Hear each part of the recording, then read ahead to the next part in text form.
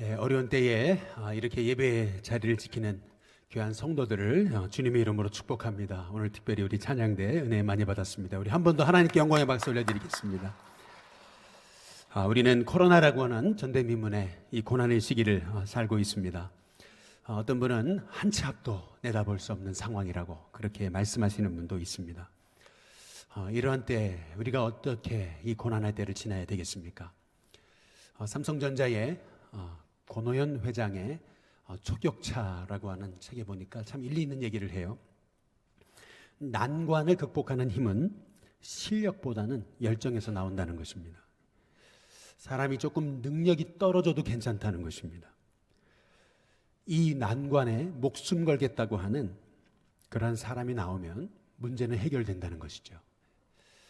저와 여러분의 삶에 아무리 우리 인생에 우리를 무너뜨릴 것 같은 그런 난관을 우리가 만났다 하더라도 하나님이 저와 여러분에게 난관을 헤쳐나갈 수 있는 힘과 지혜와 열정을 주시길 주님의 이름으로 축복합니다. 알베르 까뮈의 패스트라고 하는 책이 있죠. 그 패스트라고 하는 책에 보면은 의사 베르나르 리우의 말을 빌려서 그는 이런 얘기를 합니다. 패스트에 맞서 싸우는 유일한 방법, 이 코로나라고 하는 팬데믹에 맞서 싸우는 유일한 방법, 그것은 성실성이라 그랬습니다. 성실성. 아무리 힘들고 어려운 일이 있어도 내 삶의 자리를 지키고 성실하게 하나님 의지하고 매일 내 맡겨진 자리에서 작은 하나하나의 일을 충성스럽게 감당할 때 이 모든 난관도 하나님 주신 힘과 은혜로 극복할 수 있다라고 하는 참 명언입니다.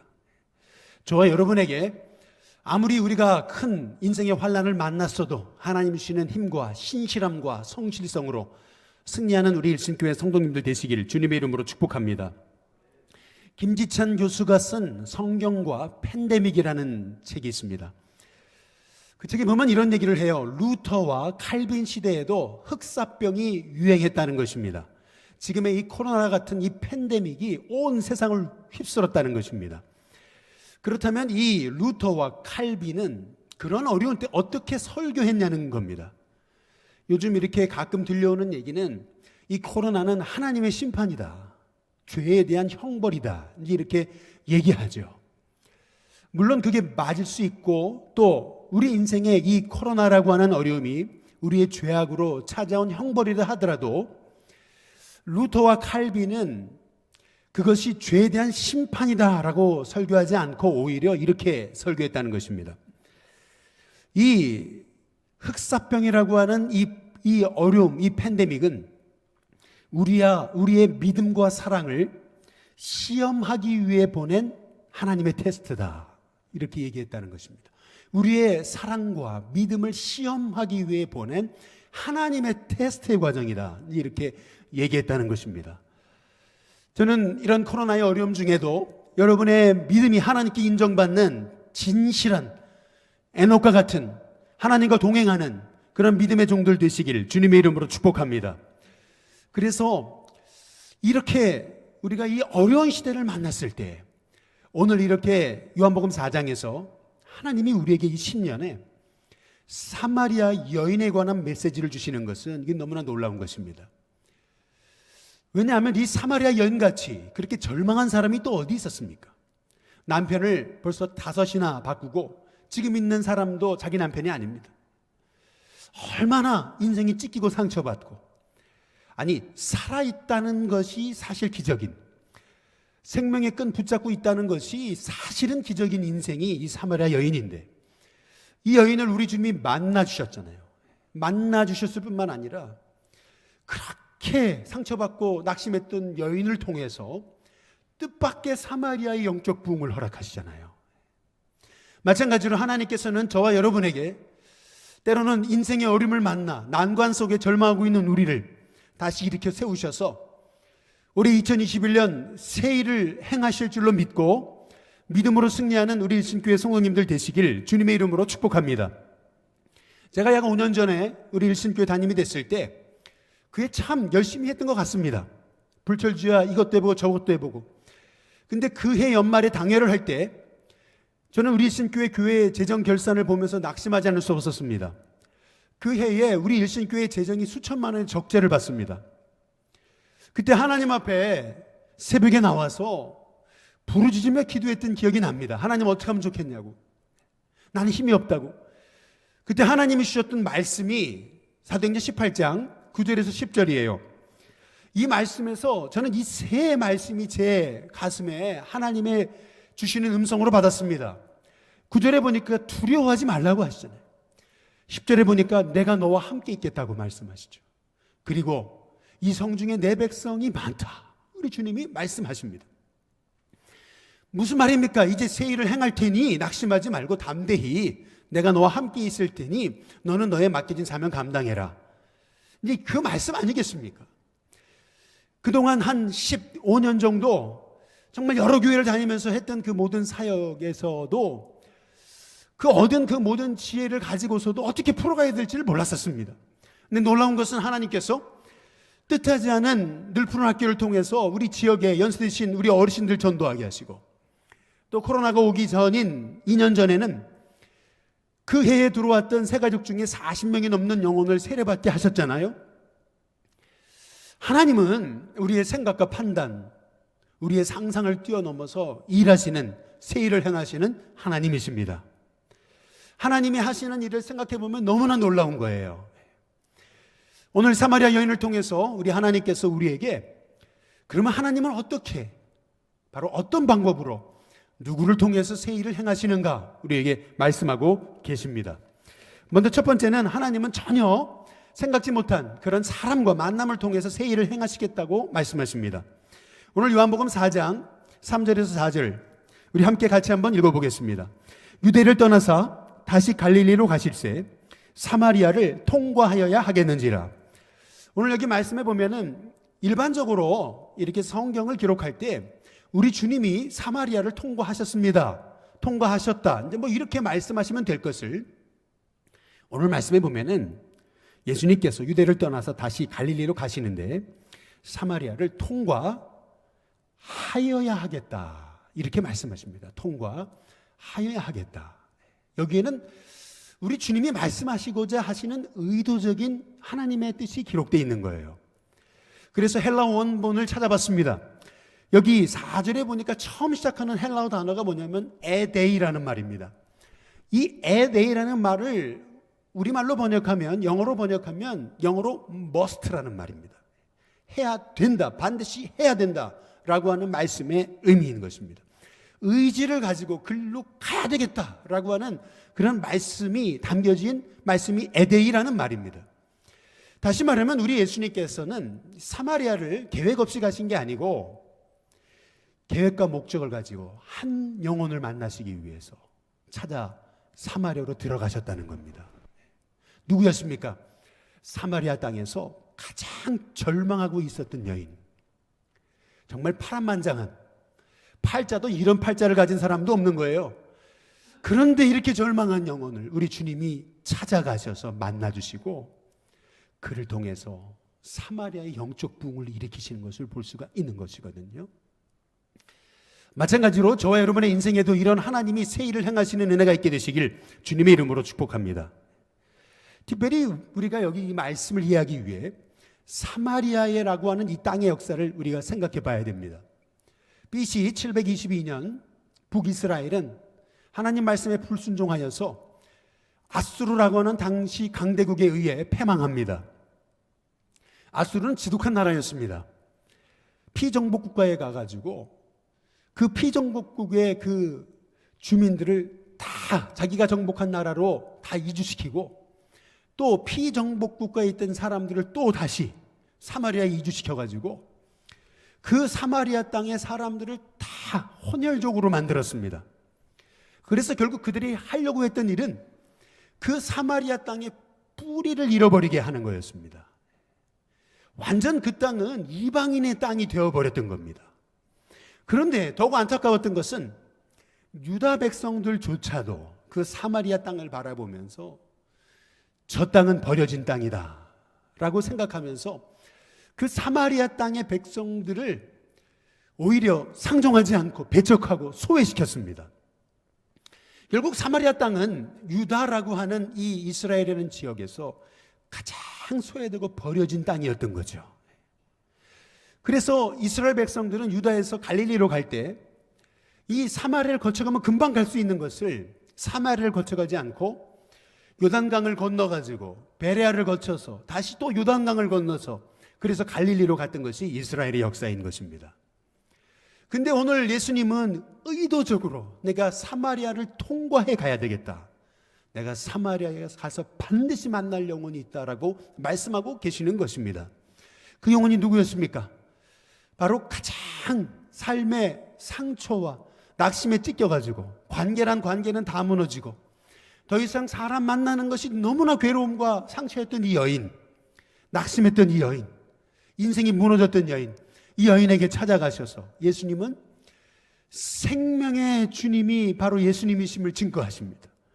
그리고 그 영혼에게 인생의 새로운 빛을 보게 하시는 거예요.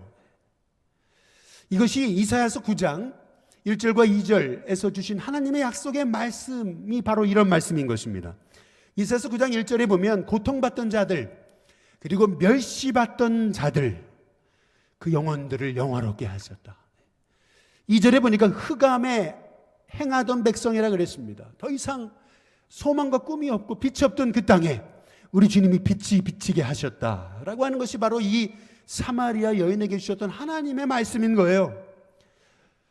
저와 여러분에게도, 바로 우리 신교회에도, 바로 이 절망 가운데 있는 이 한국 사회, 이 세계 열방 가운데도 이렇게 새 일을 행하시는 하나님이 오늘도 우리 삶 가운데 2021년 놀라운 일을 행하실 것을 믿으며 그 믿음 가운데 승리하는 저와 여러분 되시길 주님의 이름으로 축복합니다.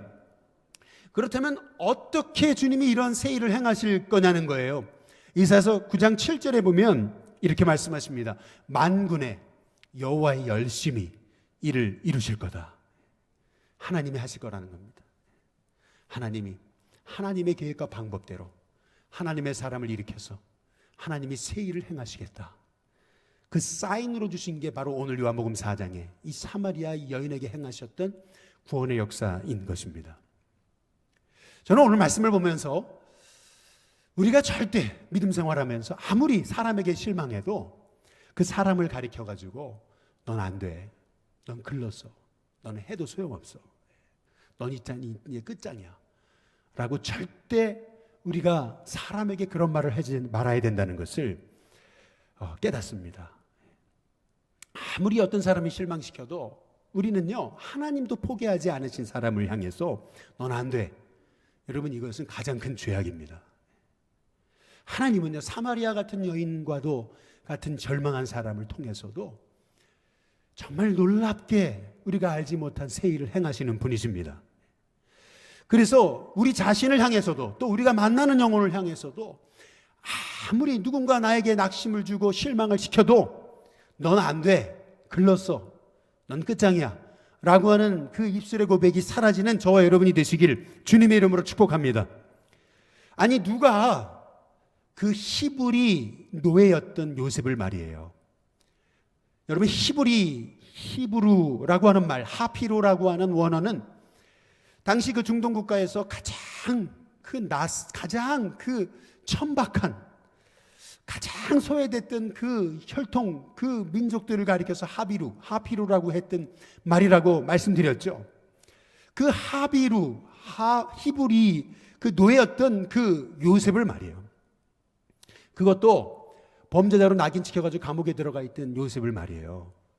하나님이요, 당시 최대 중동의 강대국이었던 애굽 땅의 그 바로가 말이에요. 파라오가 그 요셉에게 자기 인장 반지 주면서 모든 자기의 실권 전권을 그에게 맡기는 한 민족의 지도자로 세우실지 누가 알았겠습니까?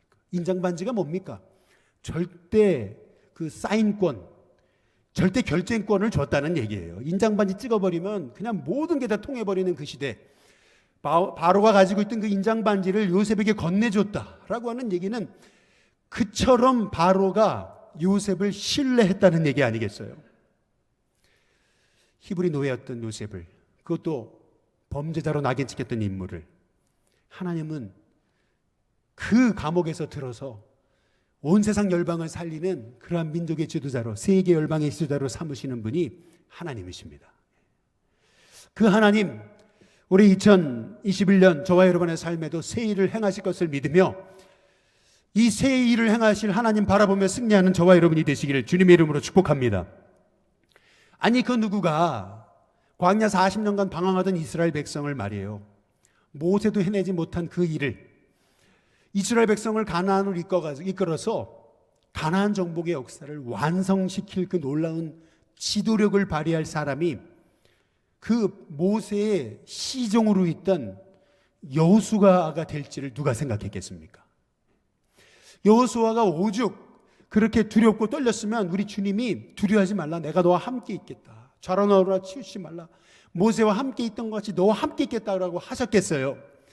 근데 그 여호수아를 들어서 이스라엘 백성을 가나안으로 정복을 완성시키시는 그 하나님의 일을 행하셨던 분이 바로 우리 하나님이세요. 저와 여러분을 통해서, 우리 일신교회를 통해, 여러분의 가정과 자녀를 통해서 믿음으로 반응하는 하나님의 종들을 통해서 오늘도 새 일을 행하실 분이 우리 하나님이십니다. 그 누가 그렇게 기독교인만 보면은 핍박하고 죽이려고 안달이 돼가지고 공회 앞에 가가지고 가편투표 던지고 그래서 영장 받아가지고 그래서 그리스도인들 돌 던져 죽이는데 앞장섰던 그런 사도 바울을 복음 전하는데 최고의 전도자로 세우셔서 마침내 순교자로 세울지 누가 아셨겠어요? 누가 알았겠어요? 그러나 그 일을 행하신 분은 하나님이십니다. 저와 여러분에게 올해 2021년 이렇게 절망했던 그 한 명의 영혼을 들어 쓰셔서 이 사마리아 땅의 놀라운 부흥의 도구로 삼으신 하나님, 이 사마리아 여인도 쓰신 하나님, 요셉도, 모세, 이 여호수아도, 이 사도 바울도 쓰신 하나님이 저와 여러분을 사용하셔서 새 일을 행하실 것을 믿으며 승리하는 저와 여러분이 다 되시기를 주님의 이름으로 축복합니다. 두 번째로, 하나님은 어떻게 누구를 통해 새 일을 행하십니까? 하나님은 지금 씨를 뿌리고 거두는 사명자를 통해서 새 일을 이루시는 겁니다. 요한복음 4장 31절에 한번 보시면은 그 사이에 그랬어요. 그 사이가 언제입니까? 제자들이 청하여 이르되 라비여 좀 잡수소서, 이렇게 얘기합니다. 그 사이는 언제냐면 이렇게 절망했던 사마리아 여인이 예수님 만나고 구원의 감격을 체험하고 드디어 물동이를 던져버리고 사마리아 수가성에 들어가가지고 복음 전하기 시작했어요. 바로 그 사이, 이 사마리아 여인이 동네로 들어간 사이, 그 사이에 제자들은요 동네에 들어가서 음식 먹을 거 사다가 예수님께 온 거예요. 근데 예수님이요 식사하실 겨를도 없이 그 사마리아 여인과 복음 전하고 계셨다는 것을 이 제자들이 알고요, 예수님 좀 식사하시고 하시라고, 너무나 안타까워서 잡수시고 하시라고 이렇게 청합니다. 근데 그때 우리 예수님이 이런 말씀을 하시는 거예요. 요한복음 4장 32절에 보니까 이르시되 내게는 너희가 알지 못하는 먹을 양식이 있다. 너희들이 알지 못하는 먹을 양식이 내게는 있다. 우리 주님 말씀하십니다. 그러니까 제자들이 서로 뭐라 그러냐면, 아니 누가 예수님께 드실 것을 갖다 드렸나, 이제 이렇게 얘기합니다. 이제 그러니까 그 말씀을 들으시고 예수님이 뭐라 그러시냐면 요한복음 4장 34절에 이렇게 말씀하십니다. 예수께서 이르시되 나의 양식은 나를 보내신 이의 뜻을 행하며 그의 일을 온전히 이루는 이것이다. 우리 주님이 말씀하십니다. 나의 진정한 양식은 나를 보내신 이의 뜻을 행하는 거다. 그리고 그 일을 온전히 이루는 것이다. 우리 주님이 말씀하십니다. 그러면서 35절에 이런 너무나 중요한 말씀을 우리에게 하시는 거예요. 같이 한번 다 함께 읽어보겠습니다. 같이 읽습니다. 시작. 너희는 넉 달이 지나야 추수할 때가 이르겠다 하지 아니하느냐. 그러나 나는 너희에게 이르노니 너희 눈을 들어 밭을 보라. 희어져 추수하게 되었도다. 당시 사람들은, 제자들은 얘기하는 거죠. 아니 나중에 넉 달이 지나야, 때가 되면 그때 가서 추수하면 되죠. 이제 이렇게 얘기합니다. 그러나 우리 주님은 아니에요. 우리 주님은 눈을 들어 한번 밭을 봐봐라. 지금이 바로 무르익어 추수할 때가 됐다. 우리 주님이 말씀하세요. 사람들은 그렇게 얘기하죠. 이렇게 코로나로 어려운데 다들 나중에 이 다음에 때가 되면 기도하죠. 때가 되면 예배드리죠. 때가 되면 전도하죠. 때가 되면 말씀 보며 그렇게 말씀 붙잡고 살죠. 다 넥스트 타임입니다. 넥스트 타임. 사탄이 가장 좋아하는 단어가 뭔지 아세요? 그게 넥스트 타임입니다. 봉사 좀 하시죠. 다음에 시간 되면 할게요. 예배 좀 드리시죠. 코로나 지나면 할게요. 기도 좀 하시죠. 이거 문제 해결하고 할게요. 다음에 할게요. 사탄이 제일 좋아하는 단어가요, 이 다음에입니다. 이 다음에. 근데 우리 주님은 아니세요. 우리 주님은 항상 고린도후서 6장 2절 말씀에도 보라 지금이 바로 은혜 받을 만한 때요. 보라 지금이 바로 구원의 때다. 우리 주님이 말씀하십니다. 여러분, 지금이야말로 이 어려운 이 앞이 하나도 보이지 않는 것 같은 이 절망적인 상황이, 난관을 만난 지금의 이 상황이 여러분, 우리가 진짜 은혜 받을 때입니다. 진짜 하나님 앞에 붙들려야 될 때입니다. 지난주 중에 우리 성도님 한 분을 신방했습니다. 그분이 그러세요. 신장이 망가졌다고. 아니요, 어떻게 이렇게, 얼마나 무슨 일이 있습니까? 말씀드리니까 신장이 5%밖에 안 남았답니다. 어쩌면 좋죠. 그랬어요. 그랬더니 하시는 말씀이, 제가 여지껏 잘못 살았습니다. 인생을 잘못 살았습니다. 근데 이렇게 얘기를 해요. 제가 그랬어요. 성도님, 아닙니다. 지금이라도 늦지 않았습니다. 지금이라도 과거에 죄악된 삶 다 청산하시고 이제 하나님 붙드십시오. 하나님 붙들고 한번 인생 주님을 한번 드려보시라고. 그러면 성도님을 통해서 하나님 새 일을 행하실 거라고. 지금도 늦지 않았다고 제가 말씀드렸어요. 그리고 축복기도 해드렸습니다.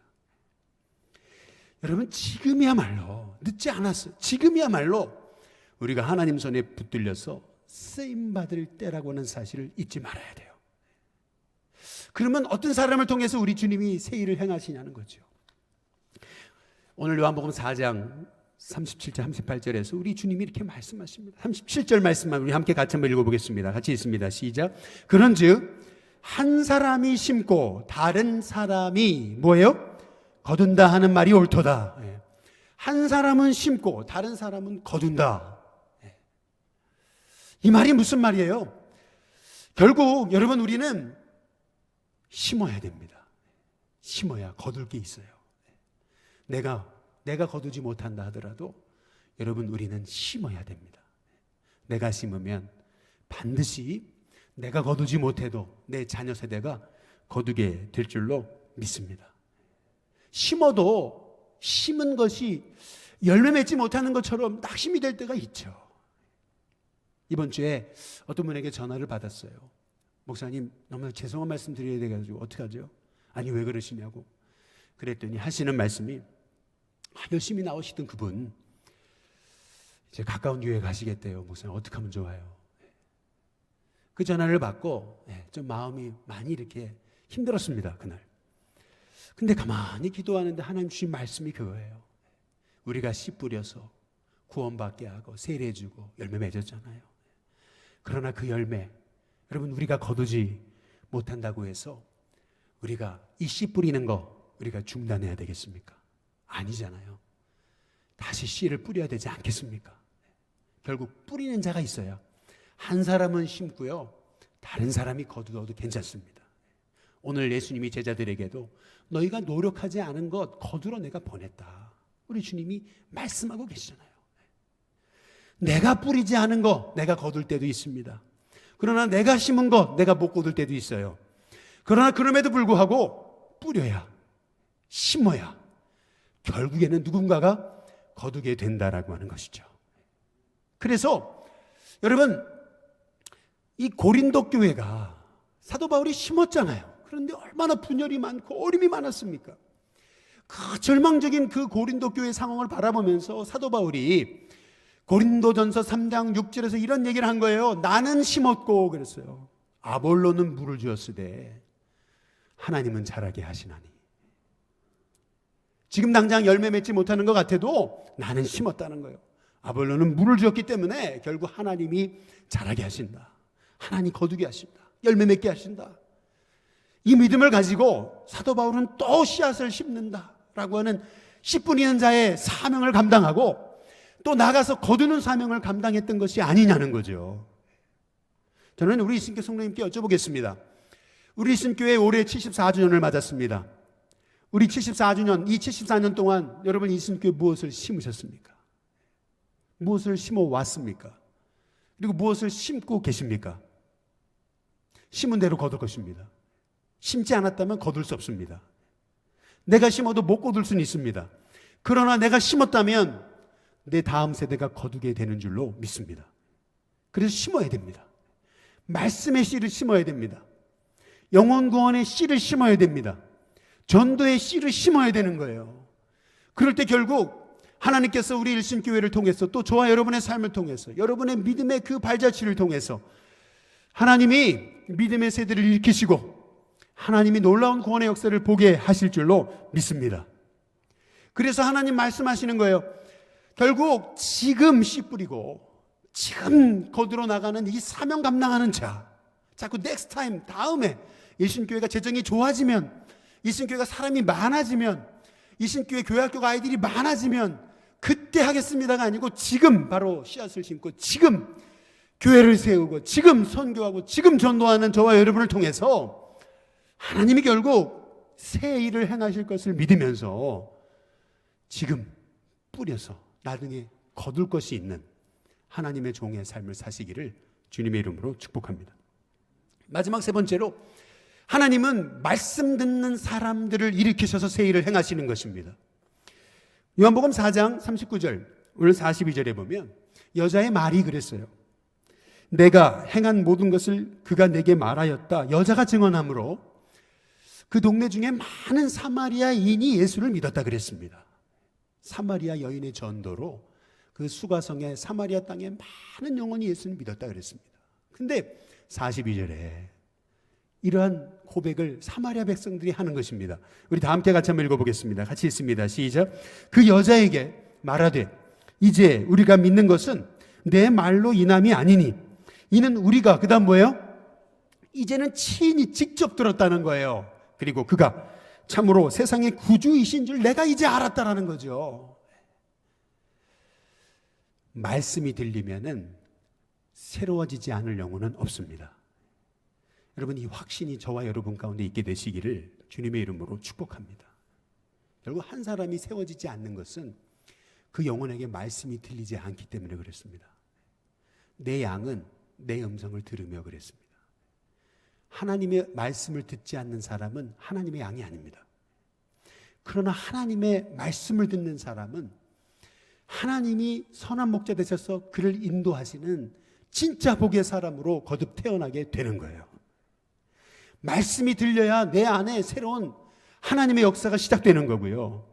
내가 말씀을 통해 주님의 음성 들은 경험이 있어야 내 영혼이 문제, 이 난관을 극복하고 하나님의 복된 복의 통로로 쓰임받게 되는 거예요.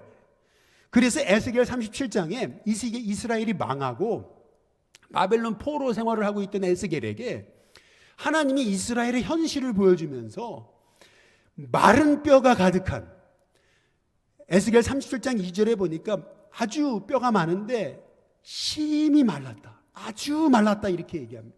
아주 소망 없던 이스라엘, 정말 이스라엘이 살아날 수 있을까? 이 절망적인 상황을 보여주시고, 그러나 그 마른 뼈도 말씀이 들어가니까 성령이 임하시고, 성령이 임하시니까 그들이 일어나서 지극히 큰 군대가 되는 그 환상을 하나님께서 에스겔에게 보여주신 것입니다.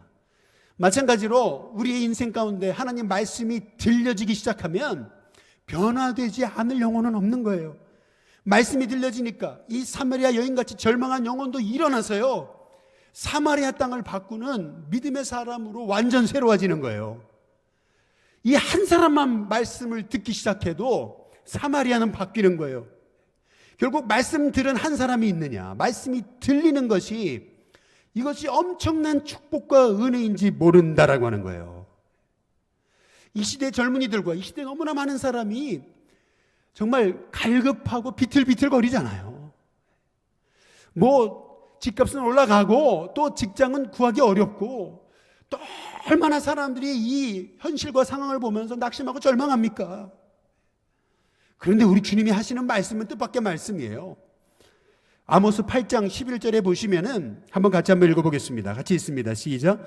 주 여호와의 말씀이니라. 보라 날이 이를지라.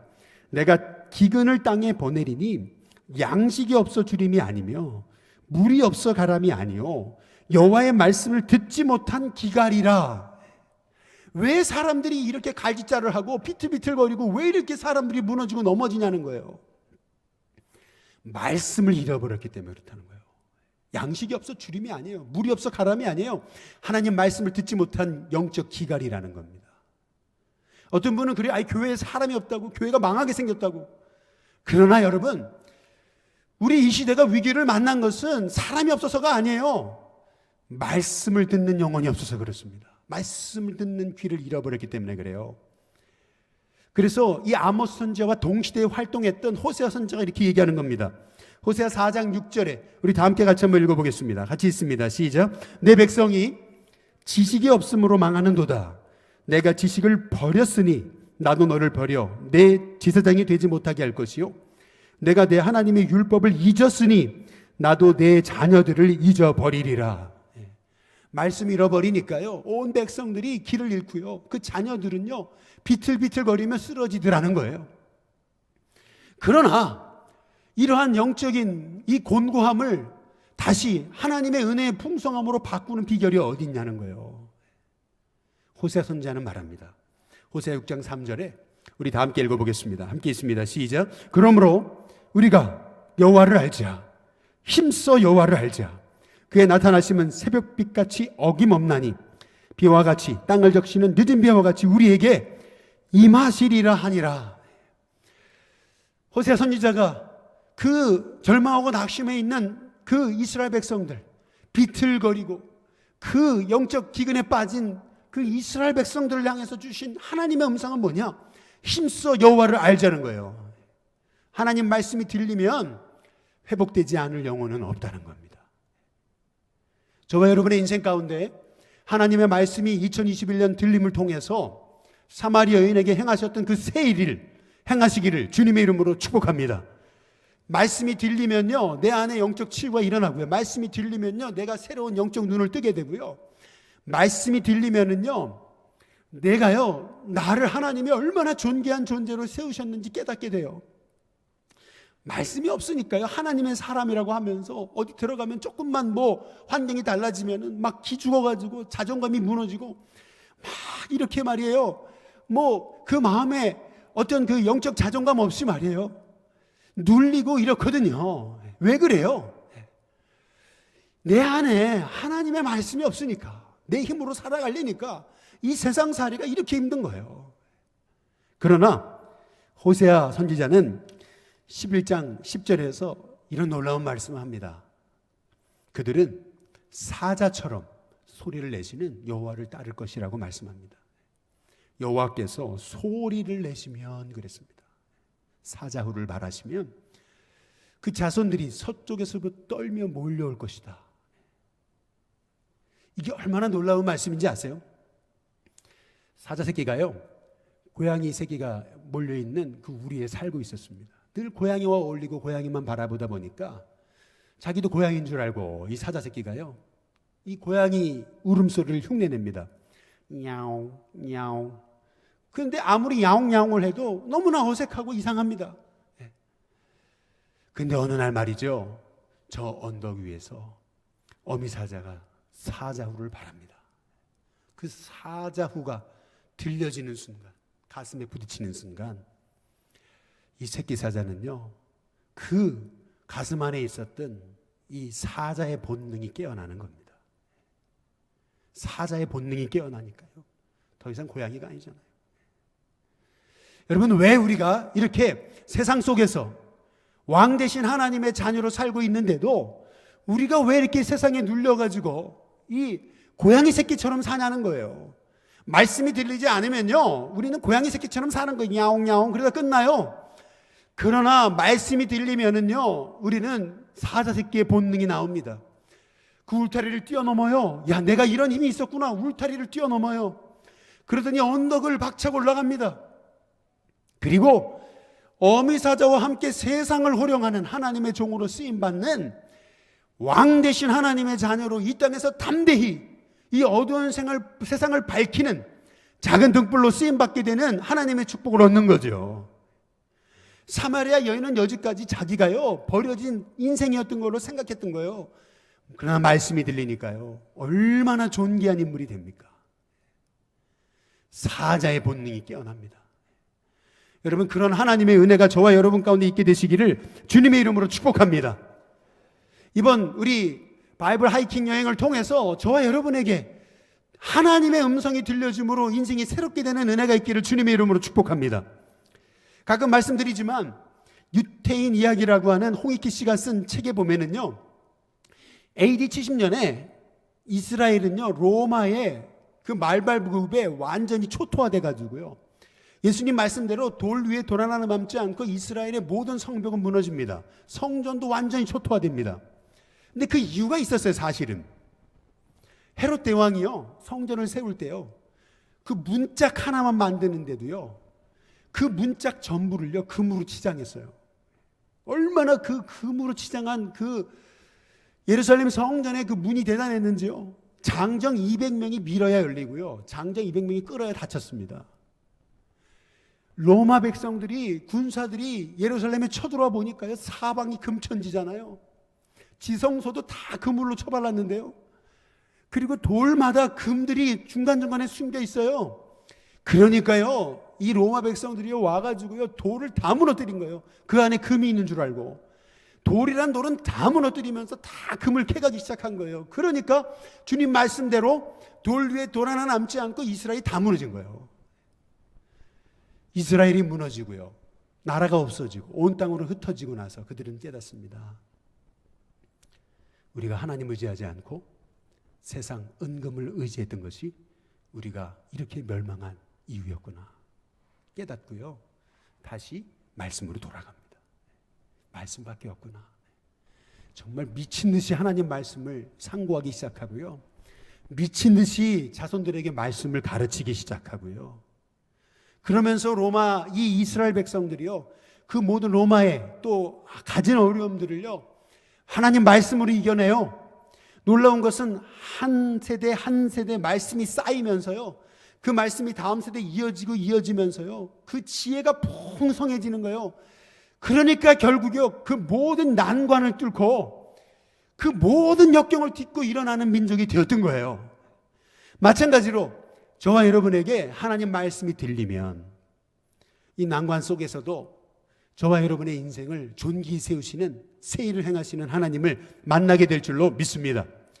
저와 여러분에게 올해 2021년 생각지 못한 만남과 사람을 통해서 새 일을 행하실 하나님, 씨 뿌리는 자, 그리고 거두는 사명 감당하는 그 사명자를 통해 새 일을 행하시는 하나님, 말씀이 들려진 그 영혼을 일으키셔서 그 뜻하지 않은 영혼을 세우셔서 새 일을 행하실 하나님, 그 하나님 바로 여러분의 하나님이 되셔서 2021년 저와 여러분의 삶에, 또 우리 일신교회 가운데, 우리 한국교회에 새 일을 행하시는 놀라운 은혜를 보게 되시길 주님의 이름으로 축복합니다.